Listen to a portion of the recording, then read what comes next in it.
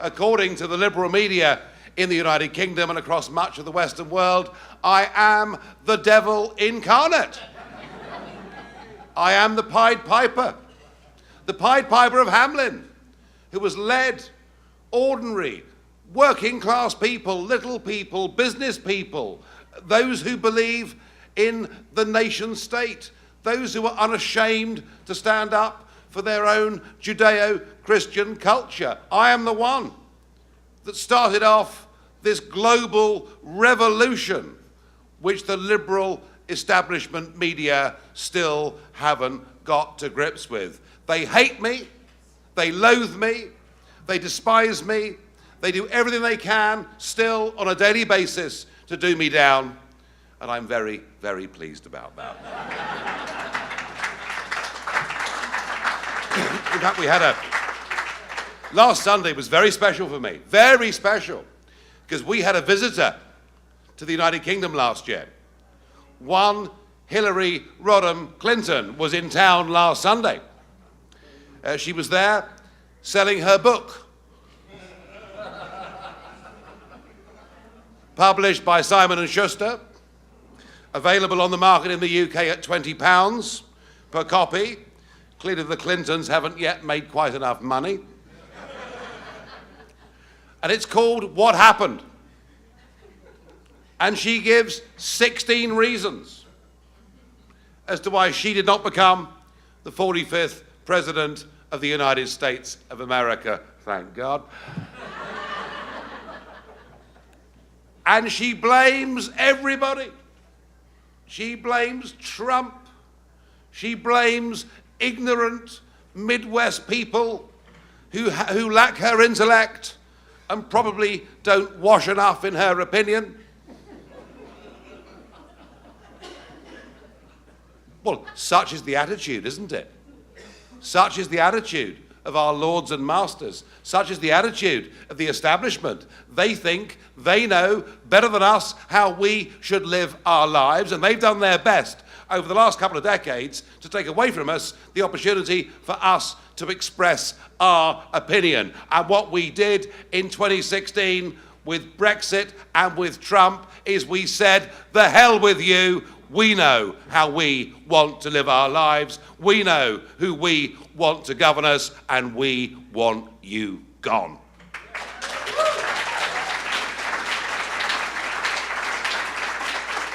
But I was particularly pleased on Hillary Rodham Clinton's visit that she managed, in an interview with the Sunday Times, on top of the book that she's selling, to find a 17th reason.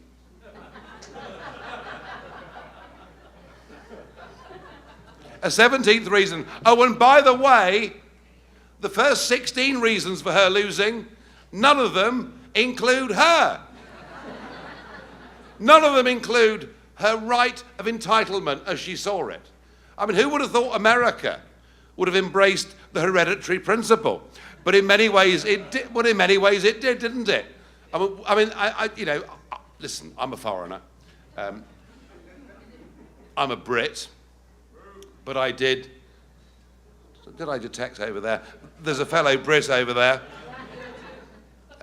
Two, well, at least, you know, at least the whole room doesn't hate me for 1812, thank God for that. But, I mean, you know, we lost America and built an empire, but there we are. That George III was hopeless. He really was hopeless, George III. He was such a bad leader. I think he may actually, in history, go down as being even worse than Theresa May, but we'll come to that in a moment. Yeah, mind you, being worse than her is different. I mean, who's worse, Hillary or Theresa May? I mean, it's a very, very tight call.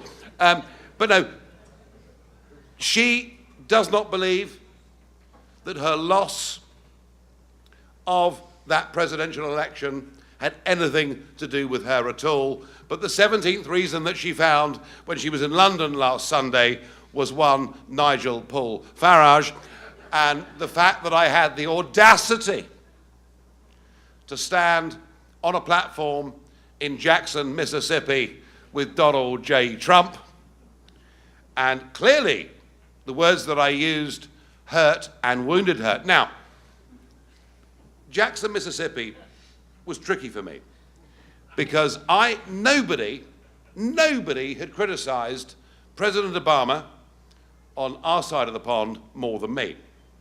Many reasons to do so, but the chief one being that when Cameron got desperate, when he got absolutely desperate about the Brexit referendum, he called in the heavy artillery.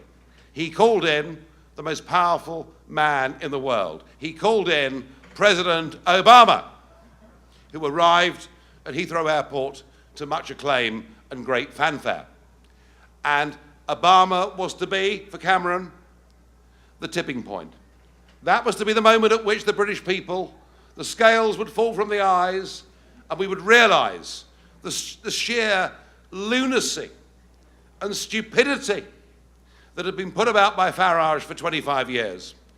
The concept that we should be able to be an independent, free, self-governing, democratic nation that controlled its borders and chose its friends in the world. A nation that had to and needed to, in the view of me, the devil incarnate, divorce ourselves from this aberration in the history of mankind that is called the European Union. So Obama was called in to make sure the British came to heel.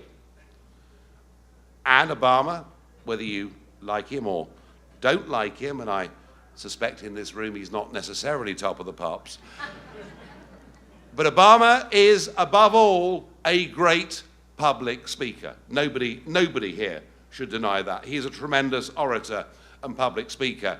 And here he was, making his big pitch. He said, if the United Kingdom, I can't quite do the accent, but I'm trying. You give me another drink, I might, you know.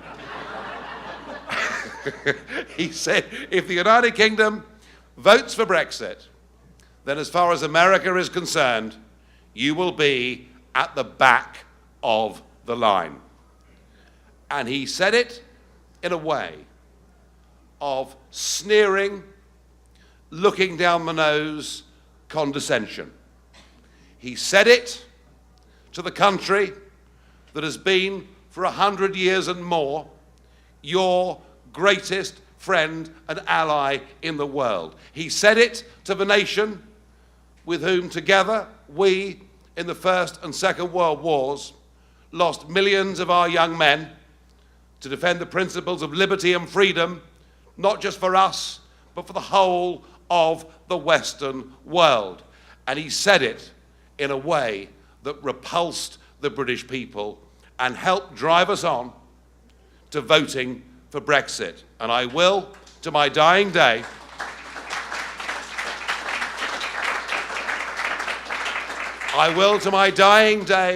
be grateful